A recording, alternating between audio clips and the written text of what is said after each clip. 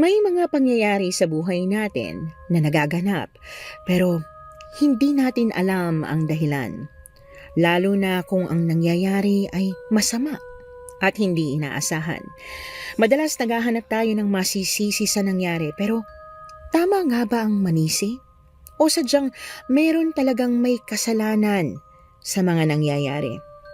Si Grace, hindi niya sinisi ang kahit na sino o kahit pa ang dagat matapos nitong kunin ang mga magulang niya. At sa kwentong ito, ilalahat niya ang karanasan niyang tuluyang bumago sa kanyang buhay.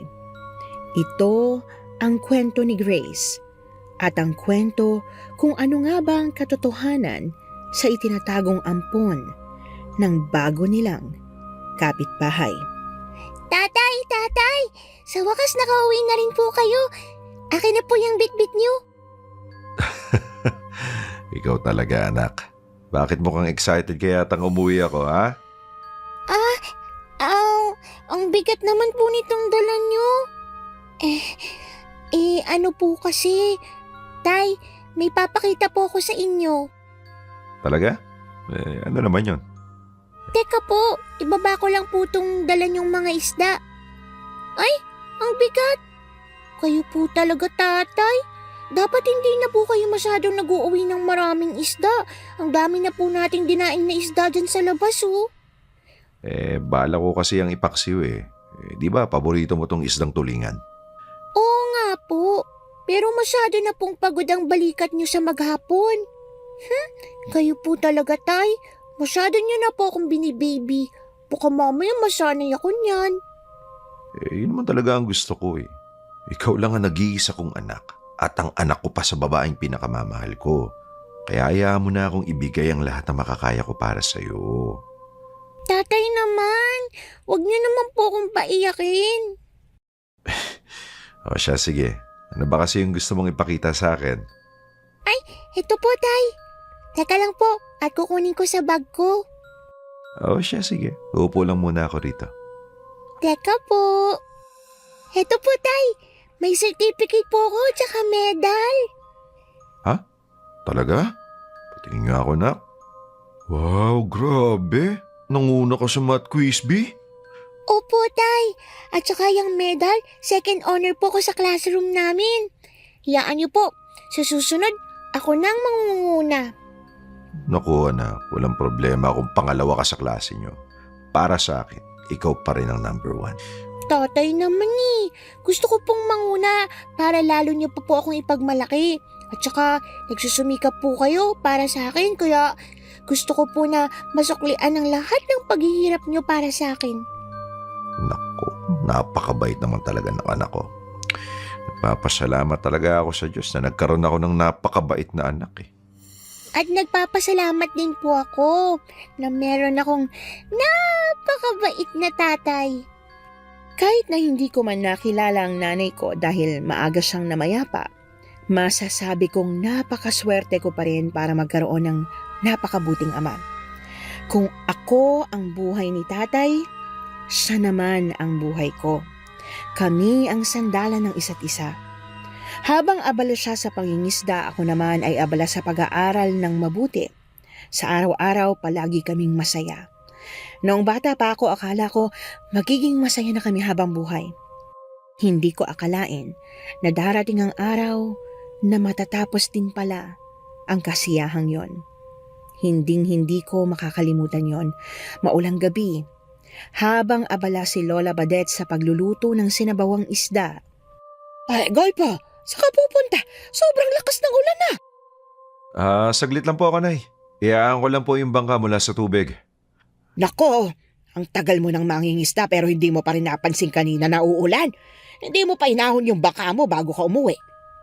Saglit lang naman po ako, Nay. Hindi pa naman ganun kalakas ang ulan, O siya, sige. Bilisan mo't maluluto na tong sinabawang isda. Sige ho. Tay, wag na po kayong umalis. Lumalakas na po yung ulan, Pasensya ka na, anak, ha? Kailangan kong iahon ng bangka kundi aanurin yun ng tubig palayo. Wala akong ipambabayad sa bangka. Sige po, pero mag-ingat po kayo, Oo naman. Huwag ka mag-alala, ha? Nako, Kapag ganyang malakas talaga ang ulan, hindi ko maiwasang mag-alala sa tatay mo. Ang asawa niya kasi, kinuha rin ng dagat sa kasagsagan ng malakas na ulan. Si nanay po? Oh, hindi mo lang alam kung gaano nagdusa ang tatay mo nung araw na mawala ang nanay mo sa kalagitnaan ng masamang panahon. Ay, nakakaawa siya. Ang liit-liit mo pa nun. Siguradong masakit po talaga yun, Lola. O siya, titingnan ko ng niluluto ko. Ay, nako, sana bilisan ng tatay mo para naman makakain na tayo ng sabay-sabay. Nag-abang ako kay tatay habang nasa harap ng bintana. Palakas na ng palakas ang ulan at nag-uumpisa na akong kabahan dahil hindi pa rin siya nakakauwi. Halos mabasa na ang ulo ko sa kakatanaw sa labas ng bahay namin para lang makita kung pabalik na ba si tatay. Pero wala talaga siya. Lola Badet, bakit po kayang tagal ni tatay? Sobrang lakas na po ng ulan, oh. Nako, baka sumabit na naman yun sa mga kasamahan niya. Baka tumulong na naman siya. Si tatay talaga na sobrahan sa bait. Nagugutom ka na ba? Halika na't mauna na tayo kumain. Hindi pa po, Lola. Hintayin ko si tatay na makauwi. Sabay po kaming kakain. Ay, ikaw talagang bata ka. Nasobrahan ka rin sa pagiging malapit sa tatay mo. O siya, sige. Mauuna na ako sa inyo at kailangan ko pang uminom ng maintenance ko. Sige po, Lola. Hintayin ko po si tatay. Hay, Grace, buksan mo pinto. Baka tatay mo na yan. Sige, oh. Grace! Nako, nasaan ang Lola Badet mo? Bakit, Holo? Basta tawagin mo ang Lola Badet mo.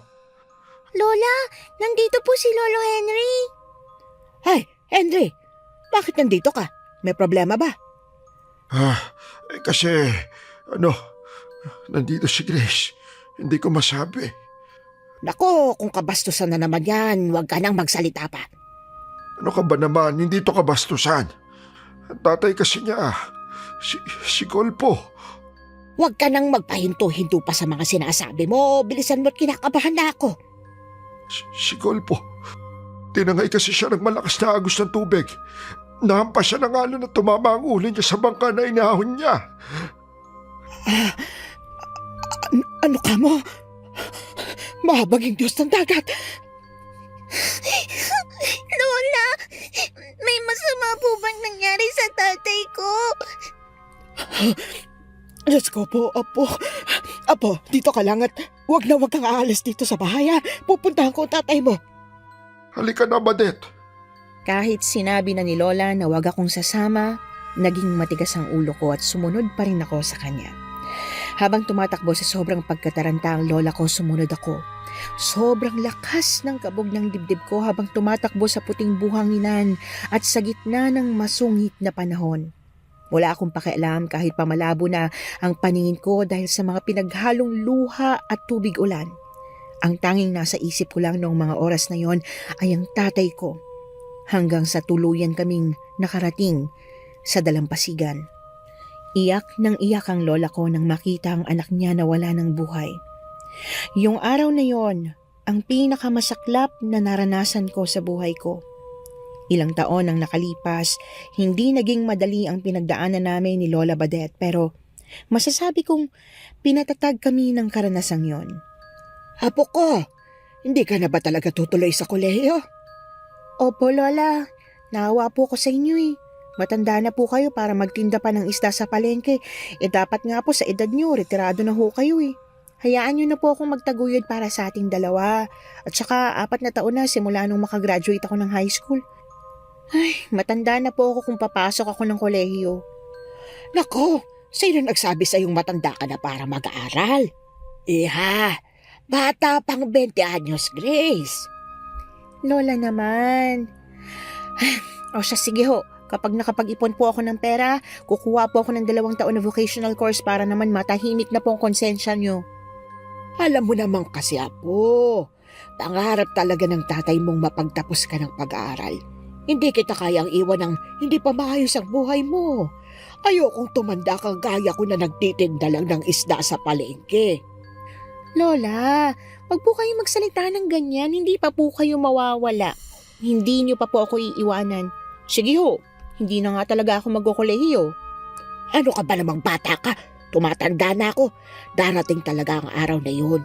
Kapag hindi ka nag-aral, bahala ka. Mumultuhin talaga kita. Gabi-gabi kitang tatabihan at kukonsensya na hindi mo tinupad ang hiling ko. Lola naman eh. Ay, bahala ka nga dyan. Ang mabuti pa umalis na tayo at kunin na natin yung huli ng apo ni Henry. Mabuti pa nga ho, kaysa kulitin niyo ako ng kulitin. Siya nga pala, Grace. Naalala mo ba yung si Alicia na bagong lipat bago namatay ang tatay mo? Opo Lola. Yung ampon nilang bata, naalala mo ba? Opo. Bakit naman po bigla kayong naging curious sa kapitbahay natin yun? Halos hindi naman lumalabas yung si Aling Alicia, tsaka yung ampon niya. Si Mang Rolly lang ang lumalabas para mangisda eh. Eto na nga. Usap-usapan ngayon ang biglaang paglabas ng ampon nila. Ang sabi, napakagwapo raw. Talaga? Sa wakas pala pinalabas na nila yung bata. Wala na po bang nakakahawang sakit? Yun kasing usap-usapan dati kaya hindi siya pinapalabas eh. Wala naman. At saka hindi na siya bata. Binata na. Siguro nga kasing edad mo. O mas bata pa ng kaunti. Ay Lola, na-curious tuloy ako makita siya. Sana nga makita ko rin siya. Alam mo Lola, tara na nga ho. Napachismis pa tuloy tayo. Naging malaking usap-usapan sa buong isla namin ang biglaang paglabas ng anak nila Aling Alicia dahil sa loob ng 10 taon. Nakakulong lang ito sa bahay nila. Bago namatay si tatay, lumipat sina Aling Alicia at Mang Rolly sa isla namin. Magiliw at mabait ang mag-asawa. Mahilig din silang makipagkaibigan pero wala silang anak. Ang usap-usapan ay hindi na sila magkakaanak dahil baog si Aling Alicia. Pero nang mamatay si tatay, sumunod ang balitang may napulot daw silang bata. Ang batang yon ay pinalaki nila at tinuring na tunay na anak pero hindi nila pinapalabas at hindi rin pinag-aral. Maraming mga haka-haka tungkol sa kanya kasi syempre nakaka-curious nga naman kung bakit hindi siya pinalalabas ng bahay. Isang umaga habang nasa palengke at nagtitinda ng isda, natigilan ako sa kung sino ang bumili sa amin. Ano hong sa inyo? Galunggong, alumahan, tulingan? Eto, tahong? Galunggong po, kalahating kilo lang. Sige. Ikaw bang pipili ng isda? Ako na ho. Sige. Hetong plato, ilagay mo dyan yung mga isdang mapipili mo. Sige ho. Siya nga pala, hindi ba't ikaw ang anak ni na Aling Alicia at Mang Rolly? Opo. Wow, ang laki mo na. Hindi naman po masyado. Teka, mag-aaral ka na ba? Hindi po. Kung ganun, tinuturuan ka siguro nila Aling Alicia kasi hindi naman na sila bumabata eh. Heto po ang isda. Ay, akin na, titimbangin ko. Pasensya ka na ha, medyo naging madaldal na ba ako? Medyo. Hindi ka pa siguro sanay na makipag-usap sa iba, no? Opo. Siya, sige, hetong isda. Bayad ko po Maraming salamat sa pagbili Balik ka rito, bibigyan kita ng discount sa susunod. Salamat po. Ay, apo, hindi ba't anak ni Alicia yon? Opo, Lola. Ang gwapo nga pala talaga niya, no? Pero hindi na siya mukhang bata eh. Parang kaedad ko lang yata. Oo nga. Sayang at hindi ko masyadong nakita ng malapitan. Nakausap mo ba? Opo, kaya lang masyado pong mahiyain eh. Sa tingin ko, pinalabas lang nila Aling Alicia yun para matuto siyang makisalamuha sa ibang tao. Siguro nga. Pero ang hirap din kasing mahusga, no? Nahiya tuloy ako kasi kinakausap-kausap ko pa eh. Mukha yata akong chismosa nun, Lola. Medyo. Ang magandang balita na lumalabas na ang anak ni Aling Alicia ay kaagad na palitan ng masamang balita. Nalaman kasi namin na kaya lumalabas na si Randy ay dahil nagkasakit na si Aling Alicia at kinakailangan na ni Randy na tumulong sa kanilang mag-asawa. Isinama ni Mang Rolly si Randy sa dagat kung saan nangingisda sila kasama ang iba pa. Ilang kilo ng galunggong ang kukunin niya para ngayong araw, Grace? 10 kilo lang, Holo. 10 lang. Bakit, Holo? Hindi ba kapag ganitong mga araw mahina ang huli nyo? Kaya 10 lang, ho, at baka hindi na mabigyan yung iba. Ayaw naman namin na maging gahaman. Oo nga pala, hindi ko pa naikukwento sa inyo. Bakit, ho? May balita pa ba kaming hindi nasasagap? Nako, mainit-init pa kasi ang balita dahil kakaahon lang. Ano nga ho yun, Lo? Eto na nga. Di ba ilang araw nang mahina ang huli? Parang milagro na kaninang madaling araw habang nanguhuli sila ng isda. Bigla na lang dumami ang huli namin. Po? As in, Lolo? Oo, nako. Kung nakita mo lang ang dami ng isda kanina. Di ba ang sabi niyo ho kapag ganyan, may mangyayaring delubyo? Naku, mag-ingat po kayo sa dagat Ang importante ngayon, masaya dahil maraming huli. Naku, ewan po, Lolo. Parang kinabahan po ako bigla Huwag kang kabahan. Sa loob ng ilang dekada na nangingisda ako. Ilang beses na rin namang nangyari yan, pero wala namang masamang nangyari. Sana nga ho, Lolo. Teka. Gawin niyo na pong 15 kilo. Marami pong bumibili ng galunggong ngayon Ay sige, kahit gawin mo pang 20 yan. Baka naman hindi na namin maubos. O siya, sige. Papabagsak ko na lang ang mga isda nyo rito mamaya. Nasaan nga pala ang lola mo? Nagbanyo lang ho, Lolo. Nako, lola mo talaga. Madalas nagbabanyo kapag nandito ako. May balisaw-saw ba ang lola mo? Wala naman po.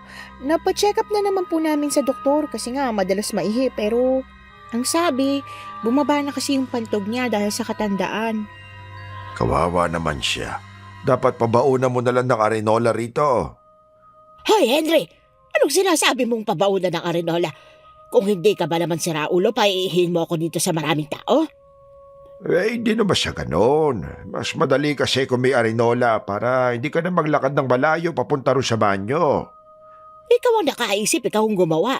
Aba, ipapahamak mo pa ako. Baka wala pang bumili ng isda sa amin dahil sa kababuyang naiisip mo.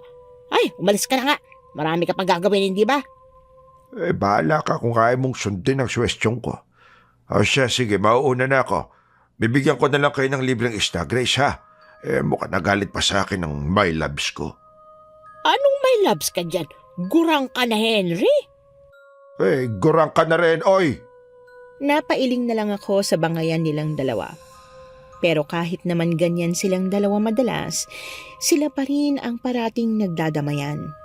Noong namatay si tatay, si Lolo Henry ang nandyan para alalayan si Lola Badet sa kalungkutang kanyang pinagdaanan. Siya rin ang nagsabi na huwag daw susuko si Lola sa buhay dahil may apo pa siyang umaasa sa kanya. Hanggang sa parang nade-develop na si Lolo Henry kay Lola Badet. Kaya lang, ang lola ko, ayun, at manhid. Nagpatuloy ang magandang hulihan ng isda. Hindi makapaniwala ang lahat sa nangyayari dahil buwan ng Hunyo at medyo malakas ang alon kaya mahina rin dapat ang huli ng isda. Pero sa kabilang banda, nagpapasalamat pa rin naman ang mga mangingisda dahil hindi sila nawawalan ng huli. Kaya lang, para sa akin, kakaiba ang nangyayari. Ang lakas na naman ng ulan, Lola. Kaya nga, huwag na muna tayo magtinda at manatili na lamang dito sa loob ng bahay. May bagyo kasi kaya ganyan. Mabuti pa nga ho, sa susunod na araw na lang tayo magtinda. May makakain pa naman tayo Pero, alam mo Lola, kapag ganitong bagyo, hindi ko talaga maiwasang maalala si tatay. Ako rin naman, Apo. Ang kaibahan lang, dalawang naaalala ko. Ang nanay mo at ang tatay mo. Hindi ko maiwasan na malungkot para sa iyo dahil ang bata mo pat nawalan ka na ng mga magulang. Nakakalungkot po talaga, Lola. Pero siguro kapalaran ko na talaga yon. Ang importante, may lola pa rin ho ako. At malakas ang pakiramdam ko na matagal pa po kayong mabubuhay. Hanggang 100 years old pa po kayo, 'di ba? Ay, grabe ka naman. Hindi ako papayag na aabot ako ng hanggang ganyang edad. Ay, hihintayin ko lang na ikasal ka at magkaanak. Pagkatapos, pwede na akong mamaalam. Lola naman Kapag nagkaroon ka na ng asawa at anak, paano na lang ako? Ayokong maging pabigat sa'yo. Hindi po kayo magiging pabigat sa akin, naalagaan ko pa rin po kayo. At saka, bakit po ba asawa na kaagad ang nasa isip ninyo? Mag-aasawa ko kapag 30 anyos na ako. Huwag ka namang lumampas sa kalendaryo bago mag-asawa ha. Baka mahirapan ka na magkaanak niyan. Dapat nga nag-aasawa ka na eh.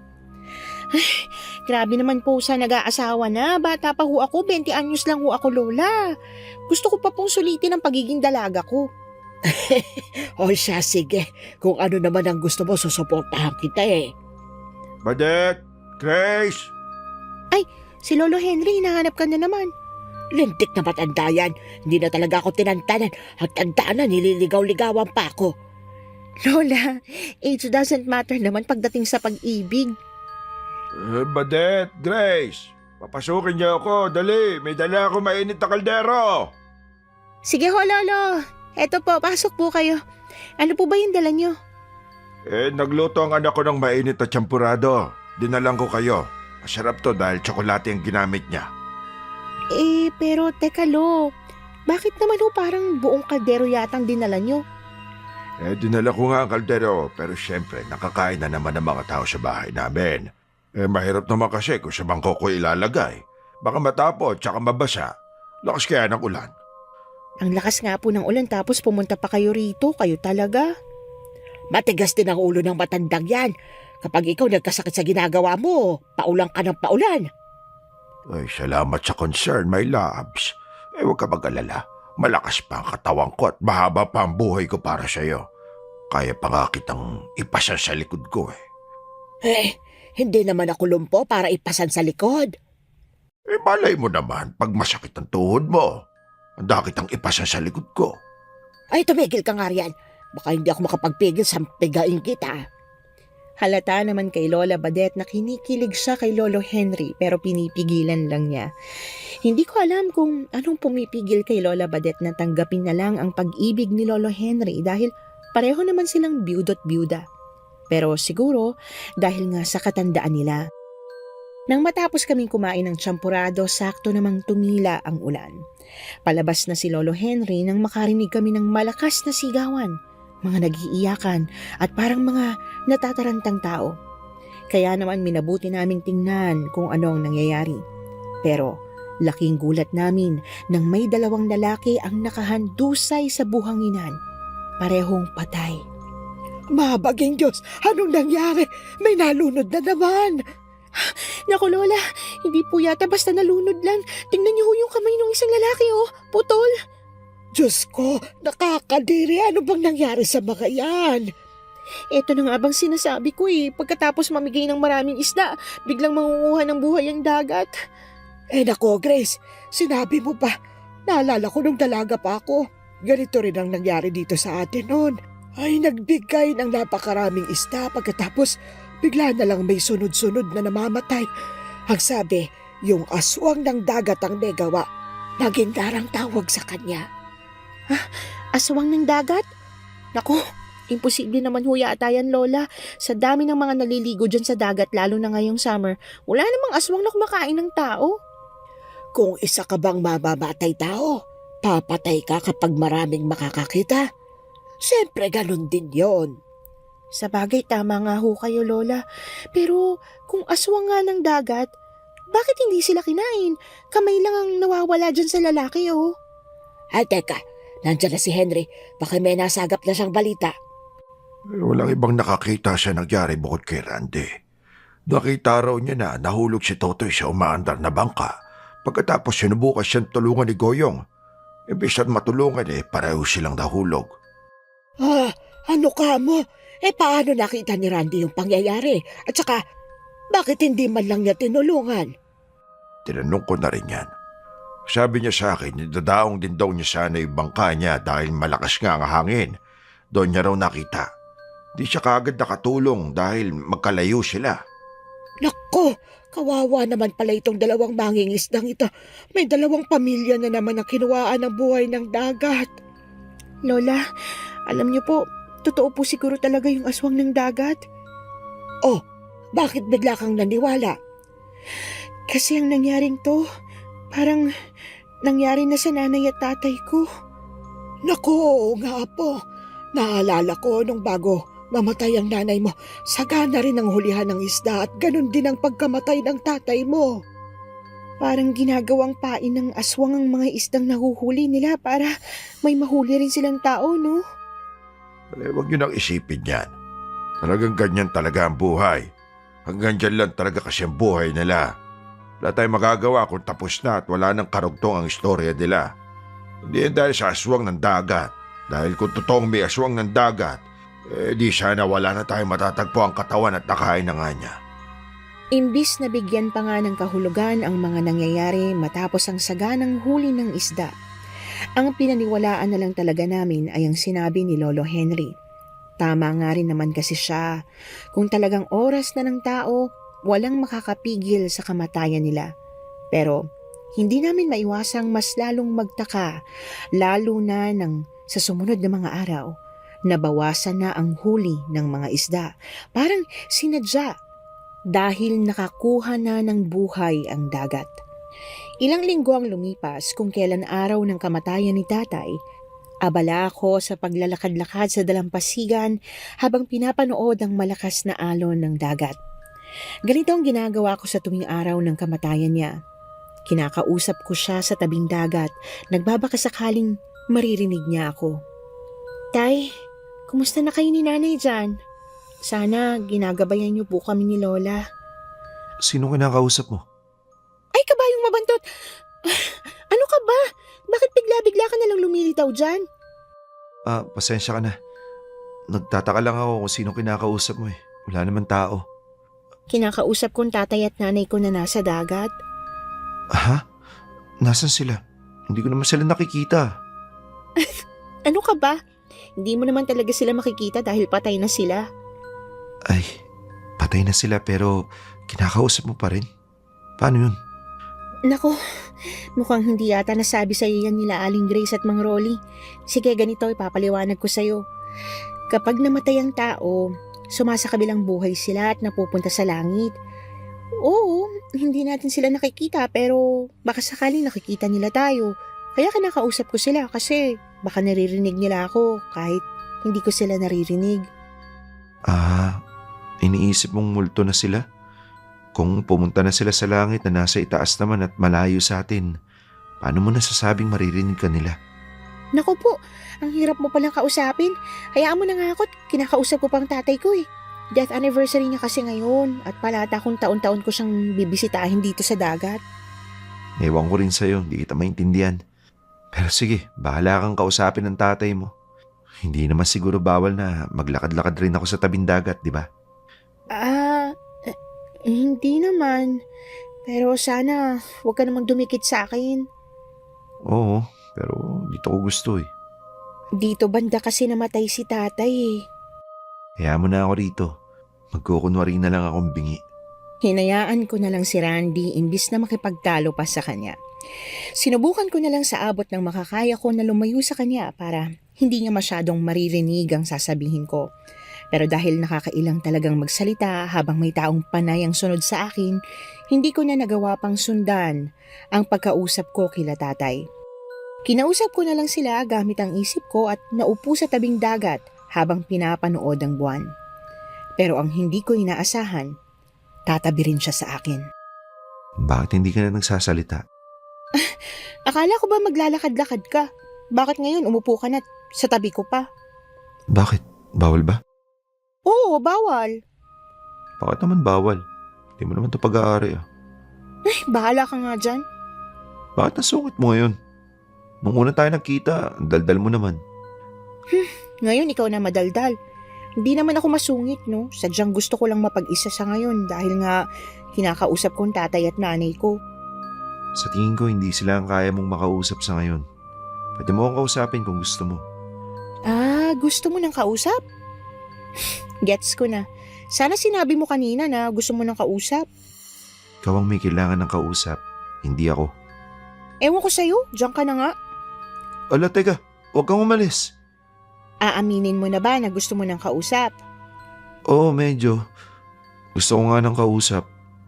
Sus, gusto mo lang pala ng kausap, hindi ka na lang nagsabi. Akala ko mahihain ka.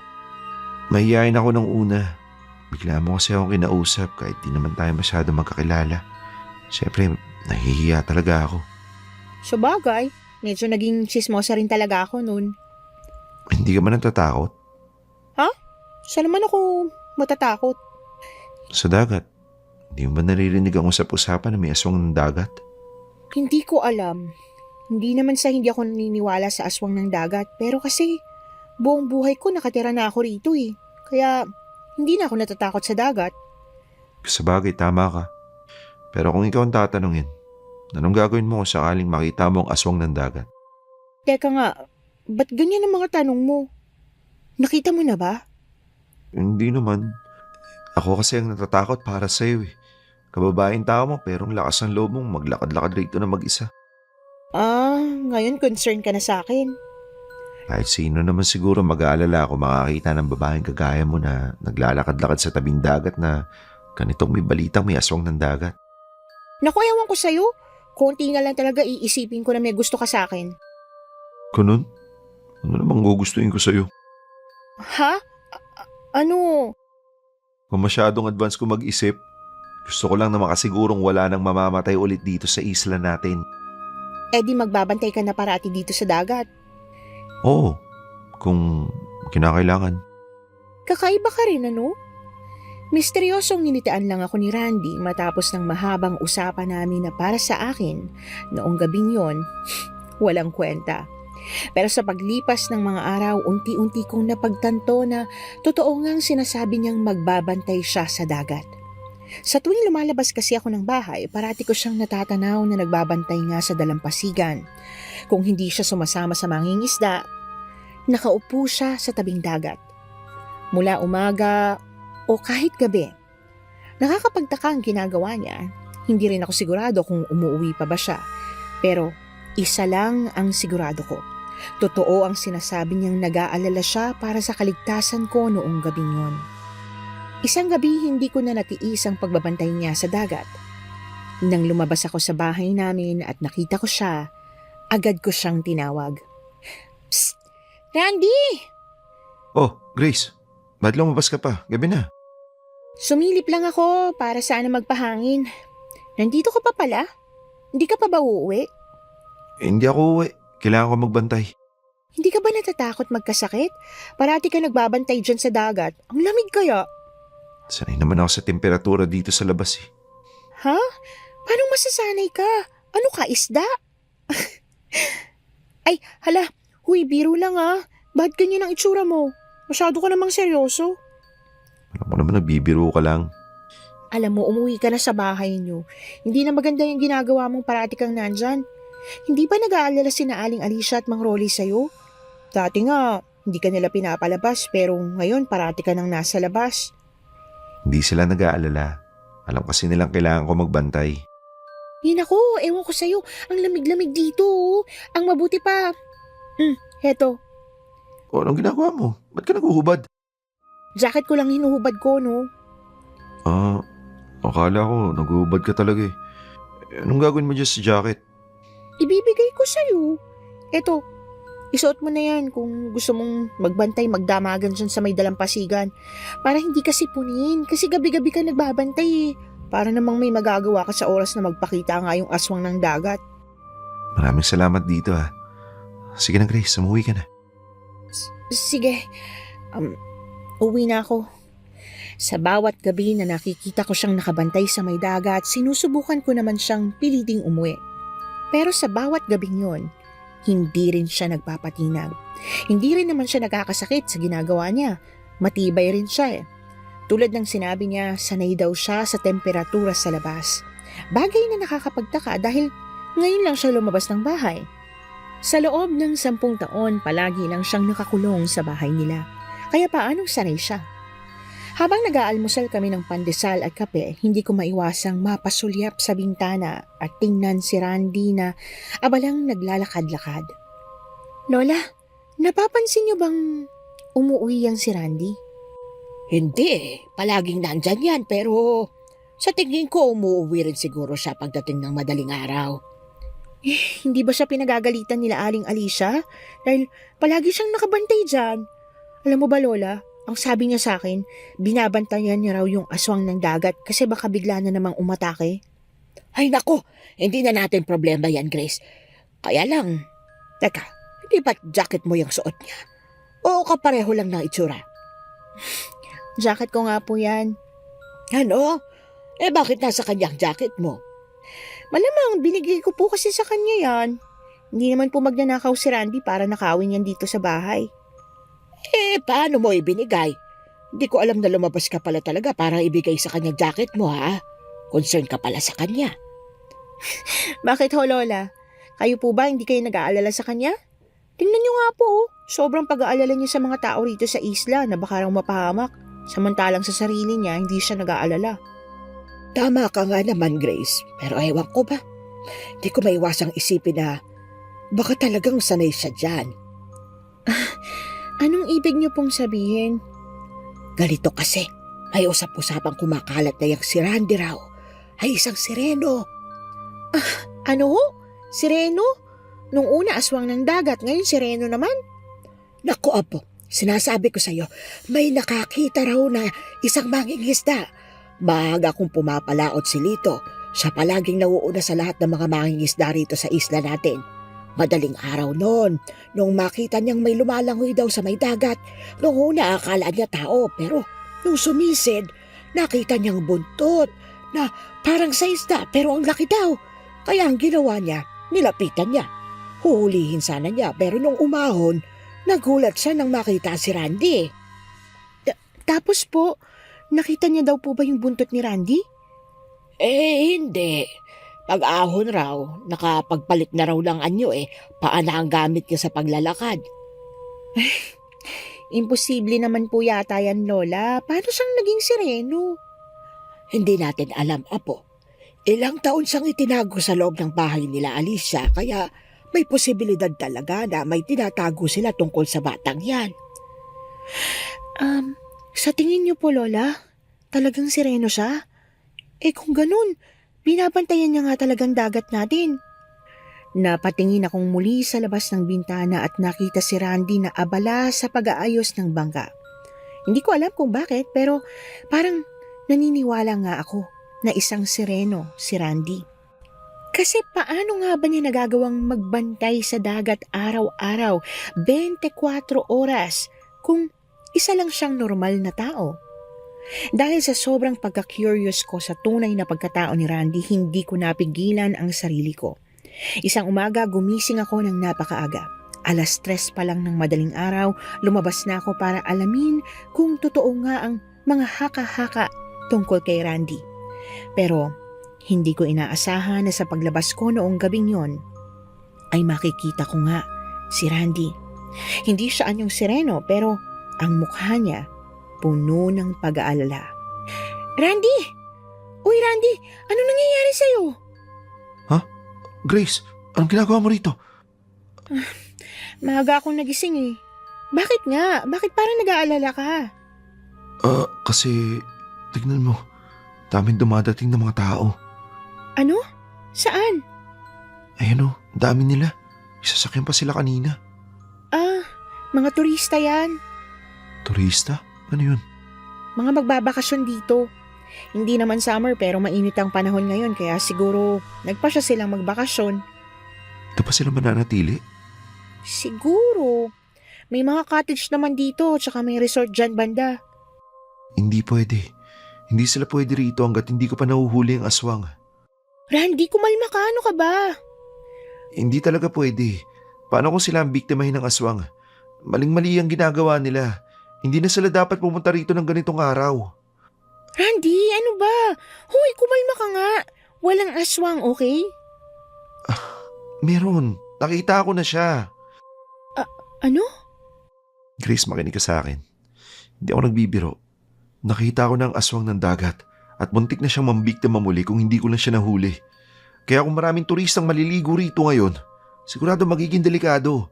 Kahit sa umaga, hindi na siya mangingimim bumiktima dahil gutom na siya.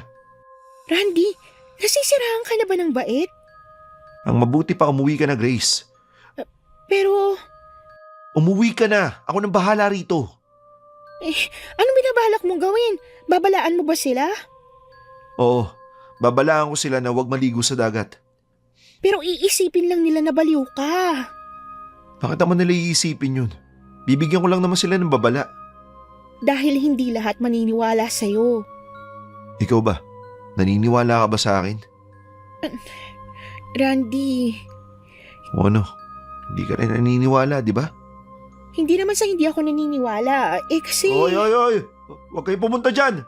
Huwag kayong lumangoy! Delikado! napahinto ako sa sinasabi ko nang bigla na lang nagtakbuhan ang grupo ng magkakaibigan. Tuwang-tuwa silang lumusong sa dagat habang patuloy na naghaharutan. Sinubukan ni Randy na pigilan sila pero mukhang hindi nila narinig dahil medyo malayo sila sa amin. Kaya tumakbo si Randy patungo sa direksyon ng grupo. Tarantang-taranta siya hanggang sa makarating kami roon at kinausap niya yung iba pa na hindi lumusong sa dagat. Pakiusapan niyo ang mga kaibigan niyo na umahon. Delikado po dyan, di sila pwedeng maligo. Randy, pakiusap. Huwag mo na silang kulitin. Hindi. Kapag hindi niyo pinaaon ang kaibigan niyo, mamamatay siya. Randy, ano ka ba? Bisita ang mga yan! Bitiwan mo nga ako. Kailangan ko silang iligtas. Nasabihan na siyang baliw nung isang lalaki kaya pilit ko siyang hinahatak palayo sa mga tao. Sapilitan ko siyang hinatak kahit na ang lakas ng pangangatawan niya hanggang sa makalayo kami sa kanila. Bakit mo ba kasi ako pinipigilan? Kapag napahamak sila, konsensya ko. Makinig ka sa akin, Randy. Hindi ako naniniwala sa'yo pero may isang bagay akong sasabihin sa'yo. Sinabi to sa akin ni Lolo Henry na ang tao, kung talagang oras niya na para mawala sa mundo, kukunin siya ng Diyos. Pero hindi Diyos ang kukuha sa kanila dyan. Aswang ng dagat. Ang Magindara. Umuwi ka na muna, Randy. Sa susunod na araw, kumustahin mo sila para malaman mo kung may napahamak ba sa kanila. Kung wala, edi, tama na pagbabantay mo kasi baka hindi na totoo yung iniisip mo eh. Hindi ko sinasabi to sa'yo dahil hindi ako naniniwala. Nag-aalala lang ako. Ayokong isipin nilang baliw ka eh. Mabuti na lamang at sumunod din sa akin si Randy. Ilang beses ko rin siyang kinulit hanggang sa mapapayag ko siya. At dahil matatanaw lang naman ang bahay nila sa amin, pinauna ko na siya. Nang makita kong pumasok na siya sa loob ng bahay nila, saka lang ako pumasok sa bahay namin. Mabuti na lang at nakatulog din ako kaagad. Para bang napanatag ako kahit papaano dahil alam kong umuwi na si Randy at nakapagpahinga na sa kanilang bahay.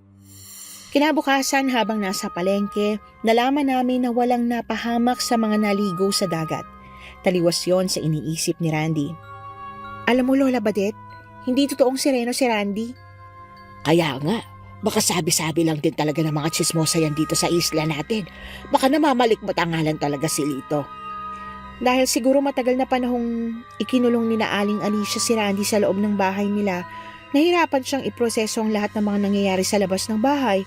Kaya nung may nakita siyang namatay sa dagat, inisip niyang aswang ang may kagagawan nun.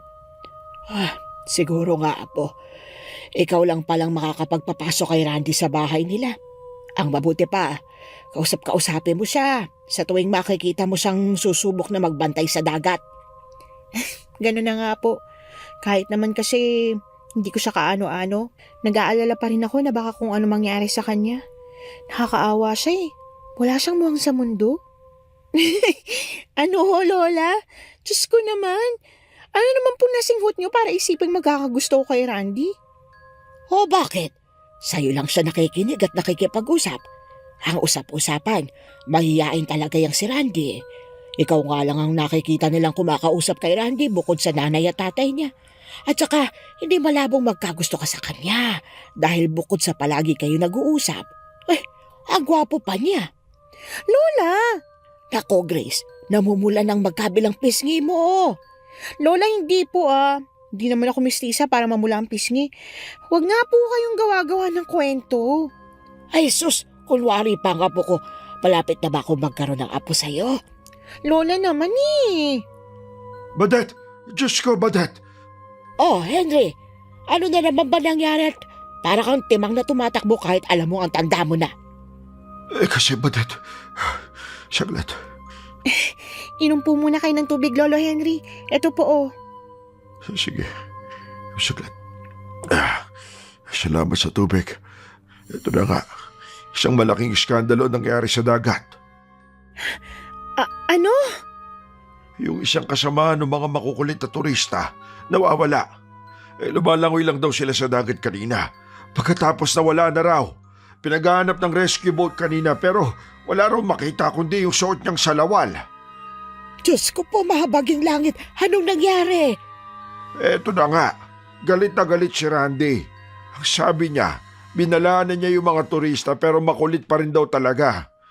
Parang baliw si Randy na sigaw roon. Teka, Lolo. Sasamahan ko po kayo. Puntahan po natin si Randy. Sige, baka mapatigil mo pa siya at nagwawala talaga siya ron. Labis ang kaba sa dibdib ko habang tumatakbo kami patungo sa parte ng dagat kung saan naganap ang insidente. Ilang minuto lang ang nilakad namin ni Lolo Henry at nakarating na kami. Pero ang ikinagulat ko, kahit na may rescue boat na at umiiyak na yung mga taong nawala ng kaibigan, may ilan pa ring lumalangoy sa dagat. Parang wala lang sa kanila ang nangyari.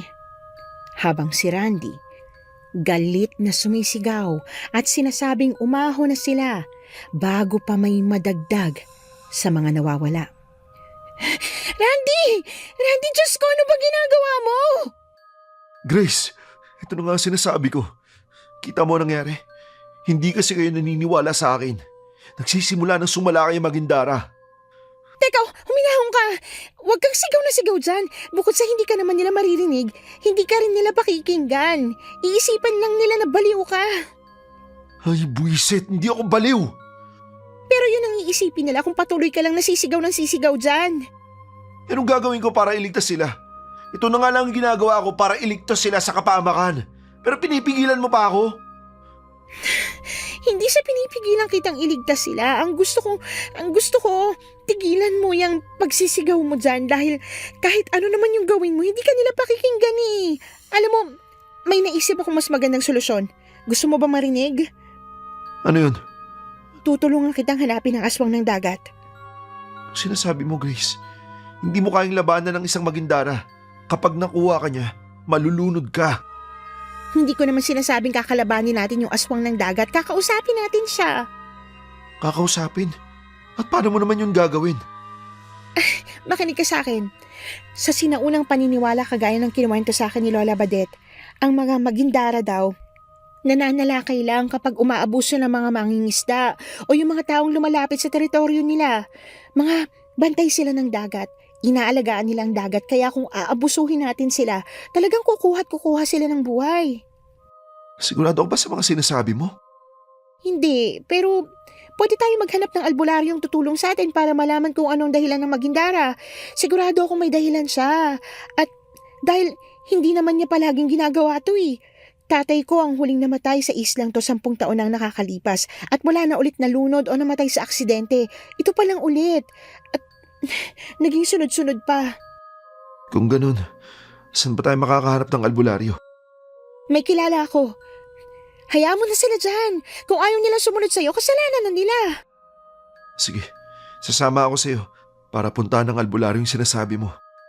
Kahit hati pa ang opinyon ko sa aswang ng dagat, hindi ko maiwasang kabahan habang papunta kami sa kilalang albularyo sa isla namin.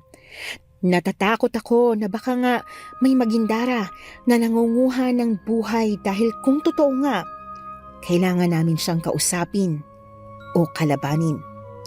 Medyo malayo ang bahay ng albularyo. Nasa dulo pa ng isla at wala namang sasakyan papunta doon. Kaya habang naglalakad, nag-usap kami ni Randy.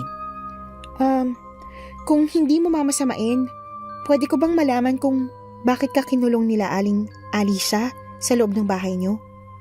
Ikinulong nila ako dahil yun ang sa tingin nilang tama. Pero bakit? May nakakahawang sakit ka ba? Wala. Siguro totoo yung kwento na isa kang sereno, ano? O, bakit hindi ka makapagsalita? May mga bagay na hindi mo na dapat pang malaman. Akala ko close na tayo. Hindi pa pala. Hindi na muling nagsalita pa si Randy matapos ang sinabi ko. Medyo nakonsensya tuloy ako dahil sa pagiging chismosa ko. Mali na sinabi ko yon. Hindi ko lang talaga naiwasan. Mabuti na lang at hindi na nagtagal ang katahimikan sa pagitan namin dahil nakarating na rin kami sa bahay ng albularyo.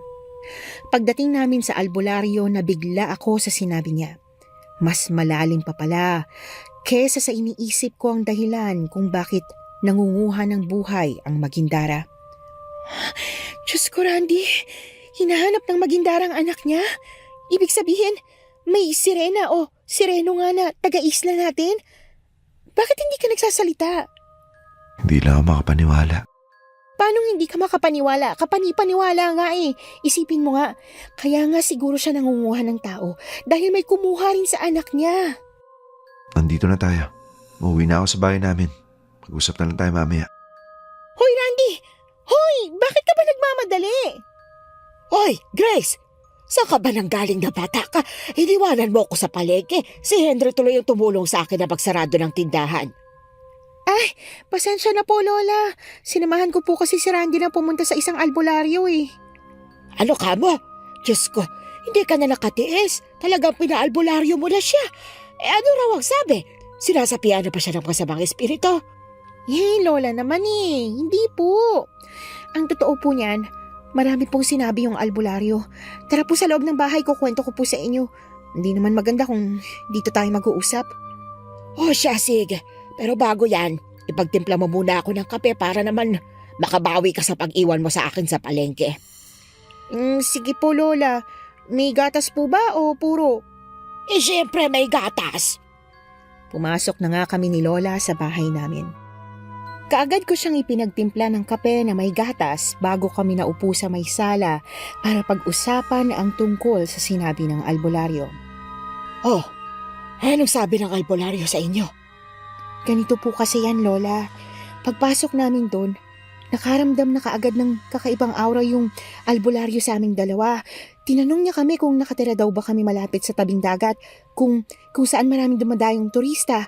Wala pa kaming sinasabi pero nahulaan na niya. Ay nako, si Goreng pa yan. Naku apo, magaling talagang albularyo yun. Saka, ano pa bang sinabi niya? Ito na nga po. Nagtawa siya. Tapos nakita niya yung isang Magindara, isang uri daw ng sirena na maganda, mapangakit at mapanlinlang. Tama ang sinabi ni Randy na isang ang Magindara.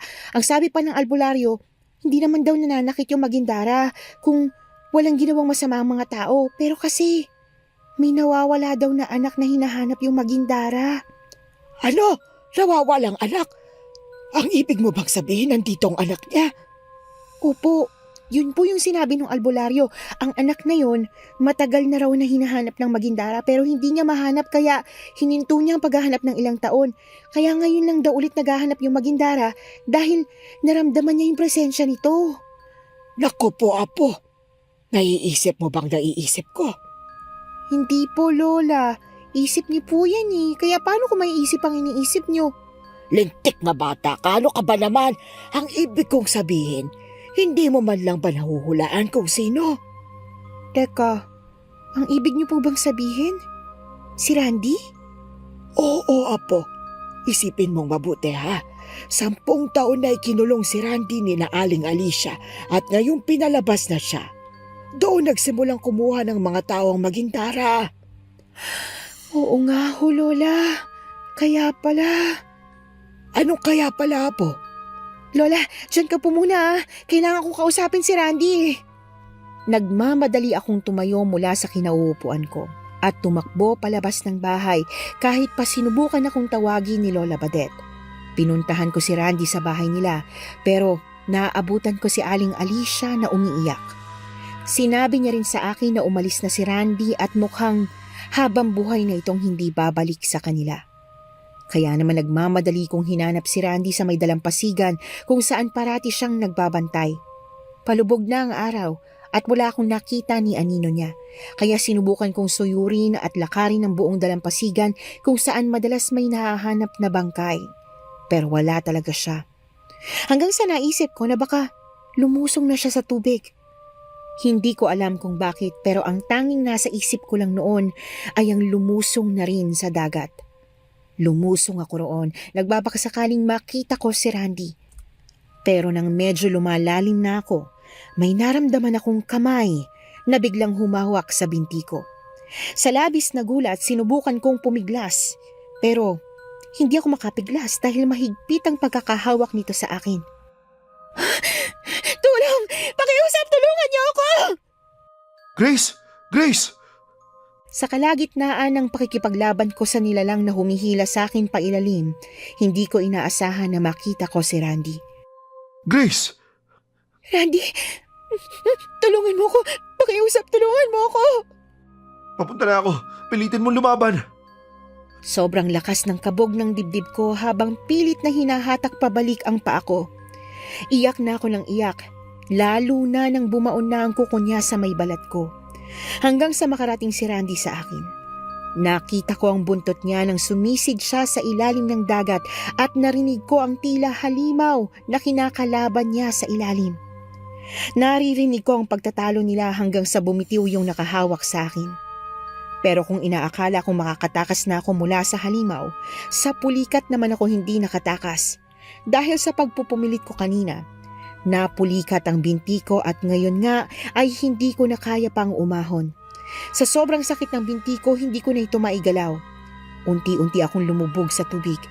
Kahit hirap na hirap sa paghinga, nakita ko kung paano nag-aaway ang dalawang kakaibang nilalang sa ilalim ng tubig. Pareho silang may buntot na parang sa isda, pero ang kasama ni Randy ay isang babae. Puti ang mahaba nitong buhok at may mahaba rin itong mga tainga. Hindi ko alam kung paano sila nakakapag-usap sa ilalim ng tubig pero naririnig ko silang nagtatalo. Lubayan mo na ang mga tao rito sa isla. Hindi! Masyadong pangahas ang mga tao rito sa islang ito. Bakit ba kinakampihan mo sila? Pareho tayo. Hindi mo sila dapat na kinakampihan. Hindi sila pangahas. Ang totoo, mabubuti pa nga sila. Mabubuti! Dahil masaya kang nakikisalamuha sa isa sa kanila. Pero ang totoo, may mga hindi sila mabuting hangarin. Ano kaya ang iisipin nila sa oras na malaman nilang sireno ka? Alam nila. Ano? At tinanggap ka nila? Tinanggap nila ako ng buong buo. At kinakaya ako sa kanila na matapos nila akong kupkupin. Ganito lang ang gagawin ng sarili kong ina. Anong sinasabi mo? Ako ang anak mo.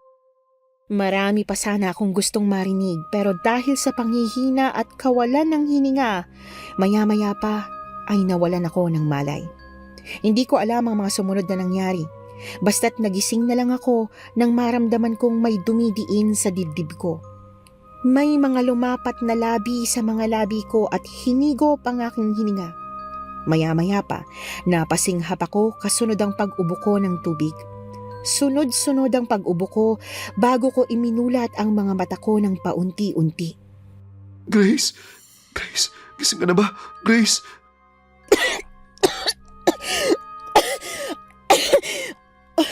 Oo. Ayos na ako, Randy. Diyos ko, salamat naman na nakaligtas ka. Akala ko talaga mawawala ka na sa akin. Teka, bakit ka nangyayakap? Sorry, hindi ko sinasadya. Nadala lang ng emosyon. Akala ko kasi talaga patay ka na eh.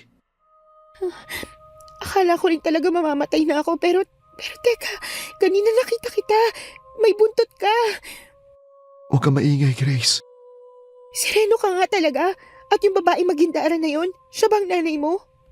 Oo, siya ang tunay kong nanay.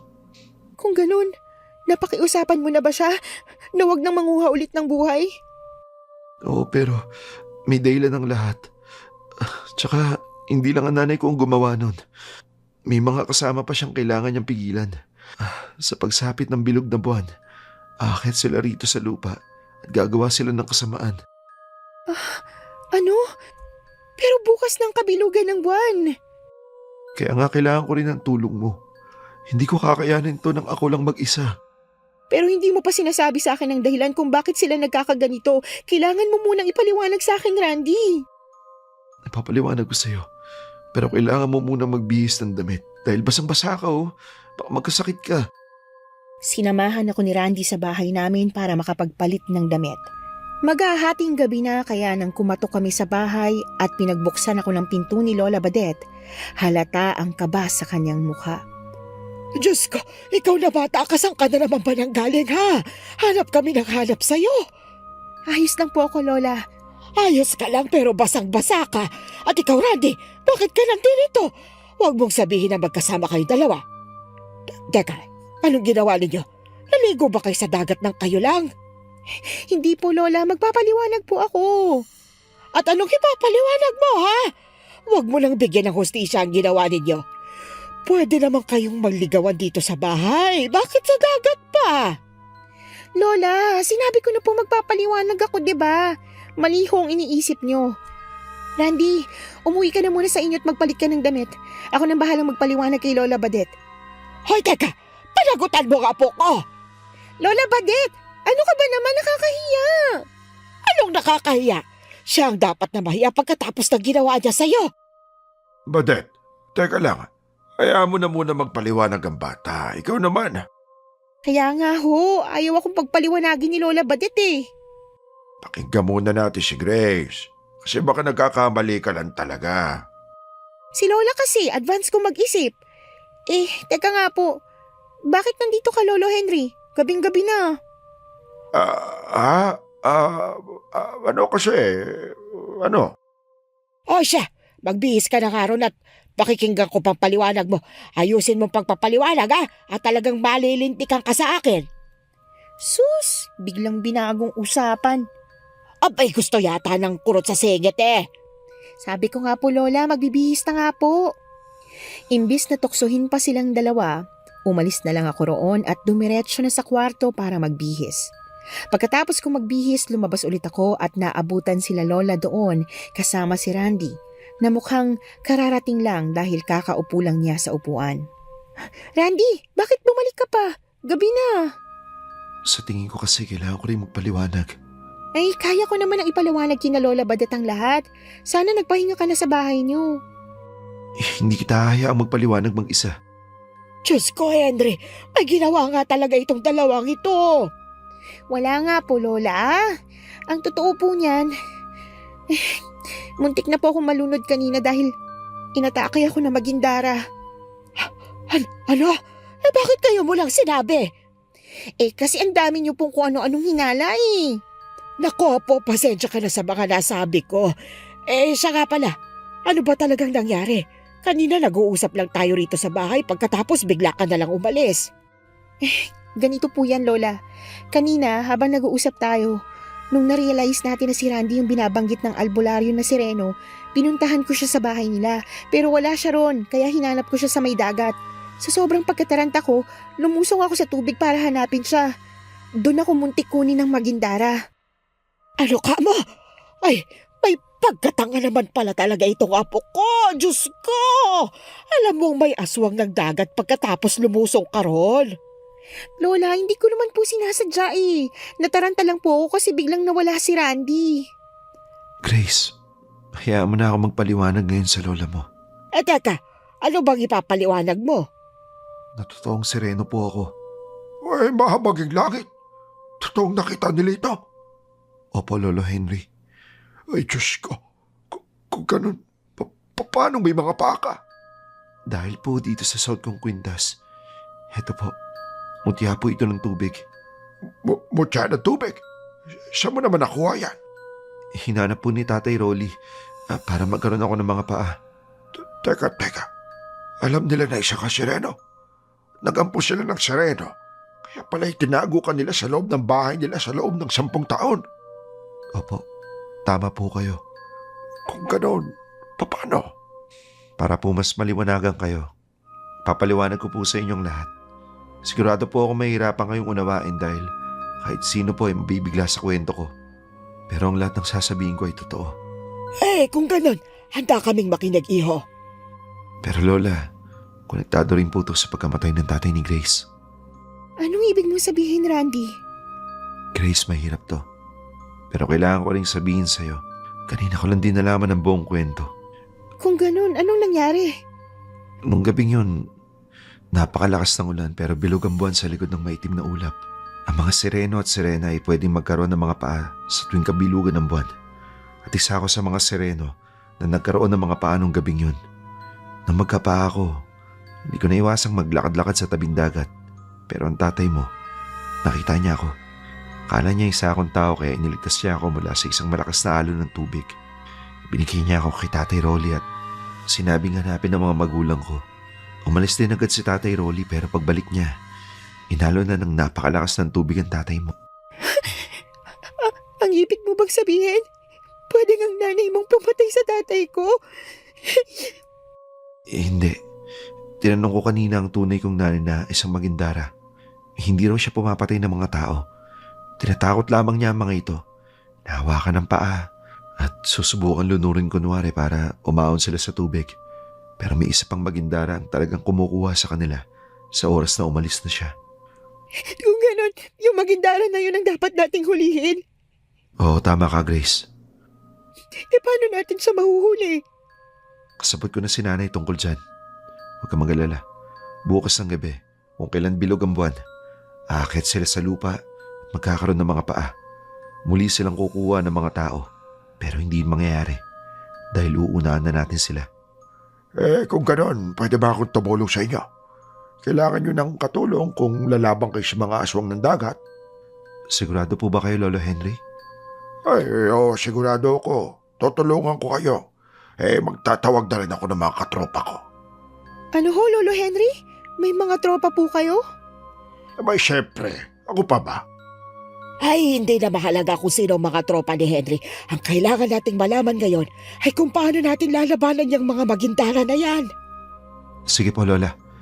Bali, ganito po ang gagawin natin. Ipinaliwanag ni Randy ang lahat. Sa kabila ng hindi pa summer at hindi pa gaanong dagsa ang mga turista sa isla namin, marami pa ring mga turistang nagbabakasyon dito. Kaya naman siguradong sa mga turista sila kukuha ng biktima.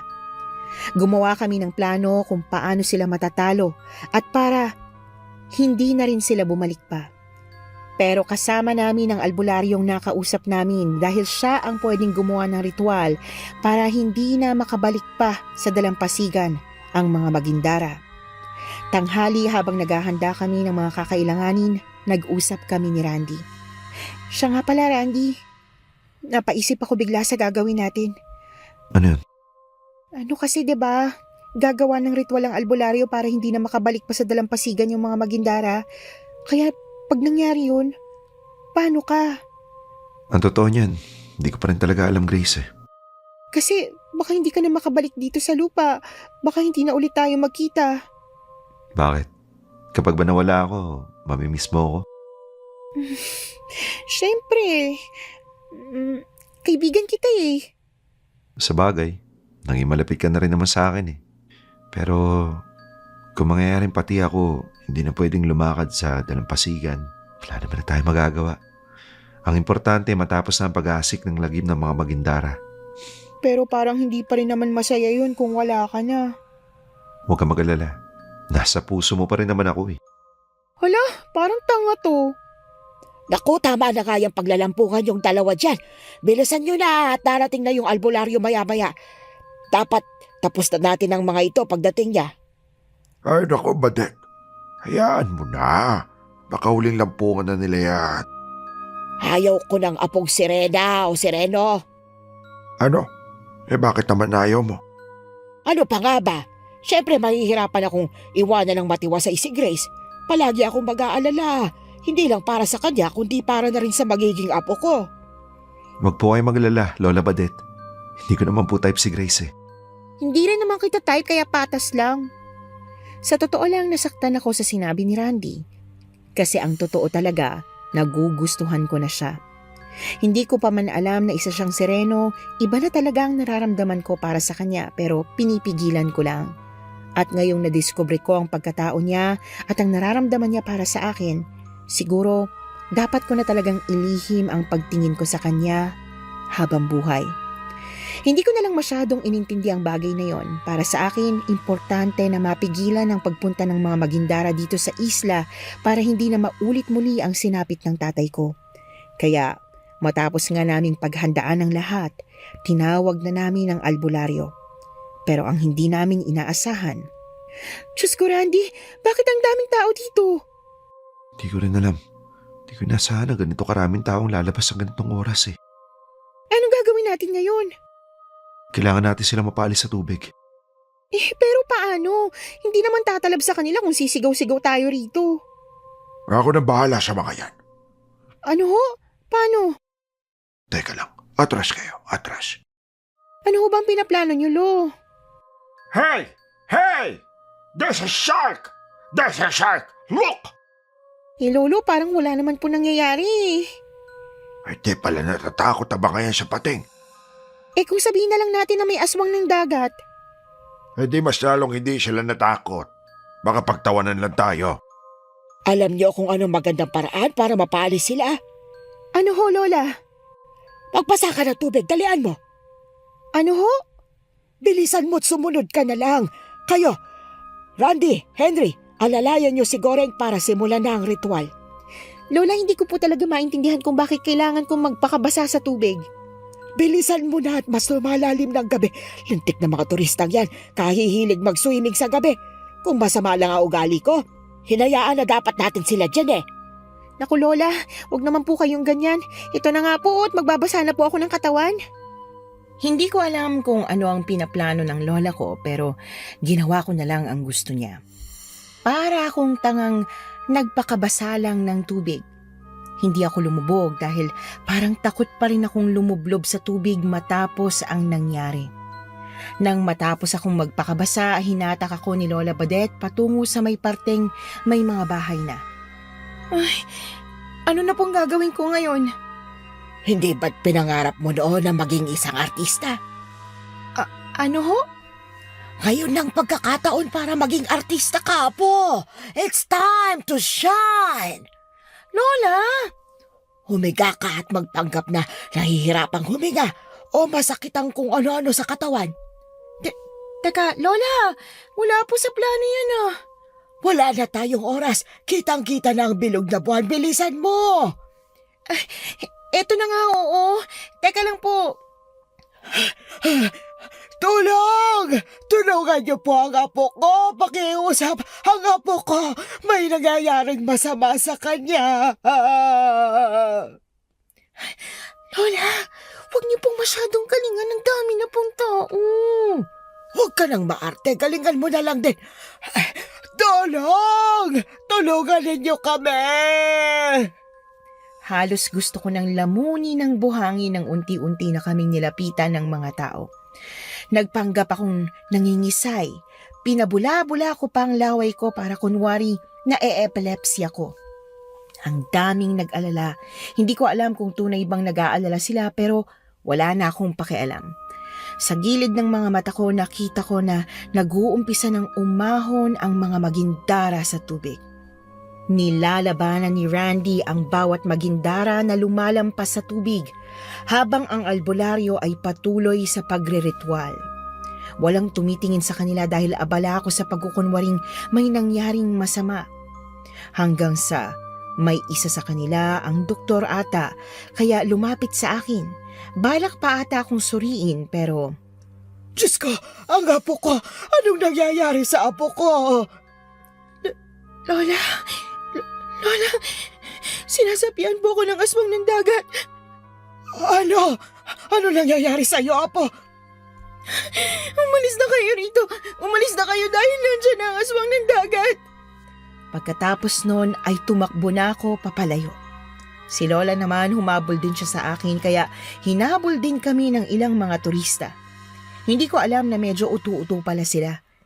Hindi sa nilalahat ko pero parang lahat talaga sila ay sumunod sa akin na parang nag-aalala talaga sila. Hindi ko alam kung ilang minuto akong tumakbo ng tumakbo hanggang sa mailigaw ko sila. Doon lang ako umikot pabalik sa may dagat at nakita kong tumatakbo na talaga paalis ang mga turistang naiwan doon dahil nakita nila ang nangyayari. Natulala ako sa nasaksihan ko. Isa sa magindara ang nakakuha ng tao at kinain niya ang kamay nito sa harap mismo ng lahat. Ang dami nila. Hindi na kinaya ni Randy at Lolo Henry ang makipaglaban. kaya tumulong na rin ako sa kanila. Habang tumatakbo, nagawa kong damputin ang bag ko na inilapag sa may buhanginan, kung saan naroon ang mga bawang at asin. Hay! Mga isdang kulang sa pansin! Hetong nababagay sa inyo! Naghiyawan ng mga magindara nang sabuyan ko sila ng asin na may bawang. Ang iba ay natatarantang bumalik sa dagat. Hindi ko nga maintindihan kung bakit sila takot na takot sa asin, samantalang may asin din naman ang dagat. Lolo Henry! Salo po! Ay, Diyos ko, salamat sa Diyos at bumalik ka na. Ang hirap nilang talunan. Ang sakit na ng tuhod ko. Akala ko ba kasi may tropa ka? Walang naniwala. Mga lintik ang mga yon. Diyos ko naman, Lolo. Bilisan na ho natin. Protektahan natin ang albularyo. Diyos ko, sana kayanin pa ng tuhod ko. Kahit na hirap na si Lolo Henry dahil mahina na ang tuhod niya, talagang pinilit niyang makipaglaban. Bilib ako sa husay niyang maghagis ng asin at bawang. Hindi tumatama sa mga sirenang aswang. Maya-maya pa mukhang gumagana na ang ritual na ginagawa ng albularyo dahil unti-unti na silang bumabalik sa pagiging sirena. Ang mga paa nila ay nagiging buntot kaya nagmamadali silang bumalik sa dagat. Ayan, sige, magsibalik kayo sa dagat.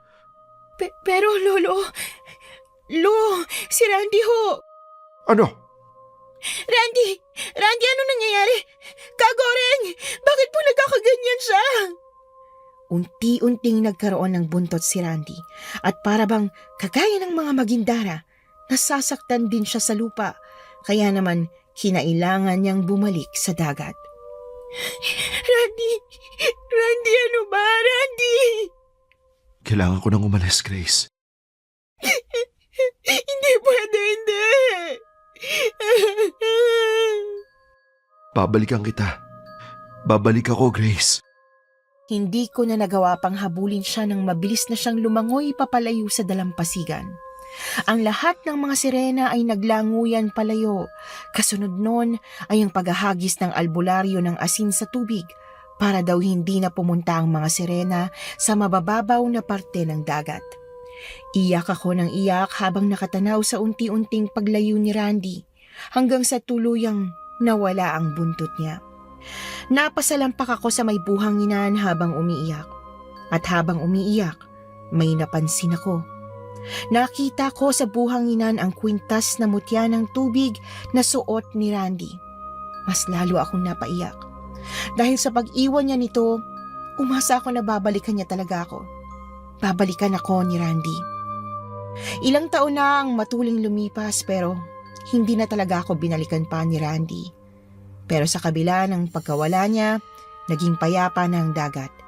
Hindi mawawala ang mga muntik na malunod pero wala nang buhay na kinukuha ang dagat. Lola, nandito na po ako. Ay, Diyos ko, salamat naman at nakauwi na rin kayo. Ang tagal nyo Akala ko kung ano nang nangyari sa apo ko eh. Masyado naman kayo nag-aalala sa apo niyo sa akin. Apo niyo rin naman po ako, Lola. Ikaw matanda ka na kaya. Kaya mo na ang sarili mo. Ang apo ko, baby pa.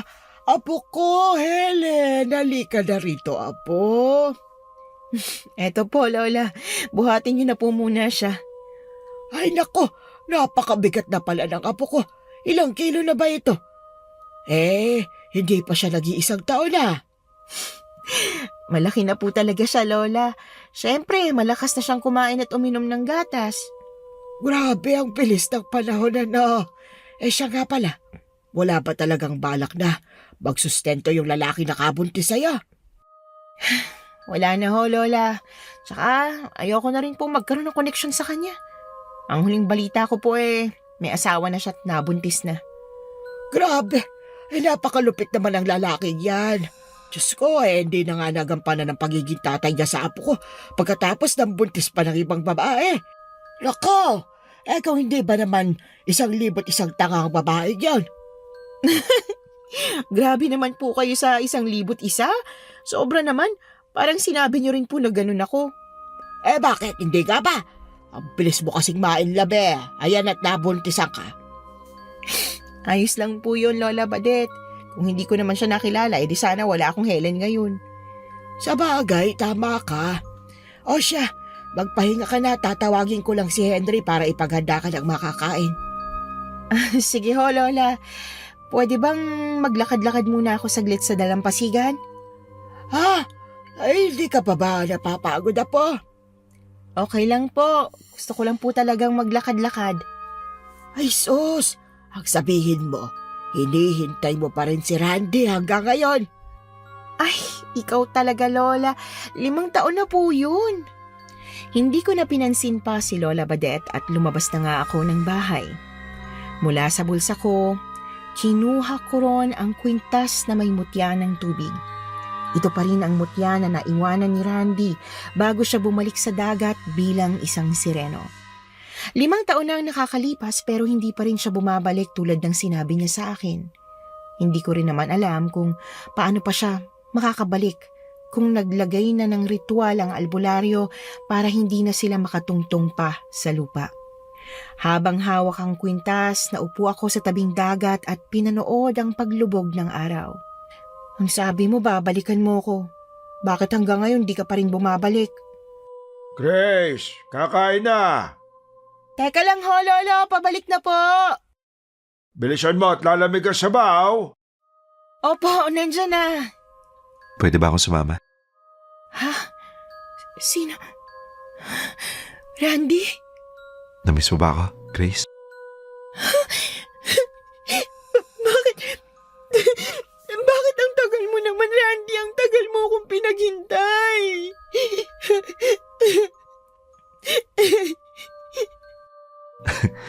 Salamat kung ganun. Salamat kasi naghintay ka. Matapos nga ang 5 taon, binalikan ako ni Randy. Ang sabi niya sa akin, kinulit daw niya ng kinulit yung albularyo para makabalik siya sa lupa. Gumawa siya ng paraan para makapasok sa panaginip nito. Gabi-gabi niya yung ginawa hanggang sa mairita na raw ang albularyo at gumawa ito ng isa pang ritual na papayagang makaakyat sa lupa ang mga nilalang ng dagat kung sila'y may mabuting puso. Ibinalik ko kay Randy ang mutya ng tubig. Pagkatapos ay nagkaroon na siya ulit ng mga paa. Ang mga umampon sa kanyang sinaaling Alicia at Mang Rolly, tuwang-tuwa nang malamang bumalik na siya. Ilang taon na rin ang nakalipas pero hanggang ngayon ay sariwa pa rin sa amin ang lahat. Ang lahat na tila panaginip lang na naganap sa buhay namin bago kami namuhay ng normal. Sa ngayon, nagsimula kaming mamuhay ng magkasama na isang pamilya. Kasama ang anak kong itinuring niya ring tunay niyang anak. Sa amin pong lahat ng listeners na hindi bumibitaw at hindi nagsasawang mag-intay at makinig sa aming mga bagong kwento, maraming salamat po. Muli ako po ay si Miss Anne. Huwag niyo pong kalimutang mag-leave ng comment para naman mabasa namin. At kung meron po kayong sarili ninyong mga nakakapanindig balahibong mga kwento, huwag po kayong mag-atubiling i-share yan dito sa amin. Narito po ang aming email address, missanhorrorstories@gmail.com. Naka-flash po sa screen. Hihintayin ko po yan. At pakasakaling sa susunod na kwento ay yung kwento na ninyo. Kung bago lang po kayo dito sa ating channel, please don't forget to subscribe and hit the notification bell para updated kayo sa tuwing meron tayong bagong upload. Muli, gusto ko pong magpasalamat sa inyong lahat at hanggang sa susunod nating kwento. Dito lang sa Miss Anne Horror Stories.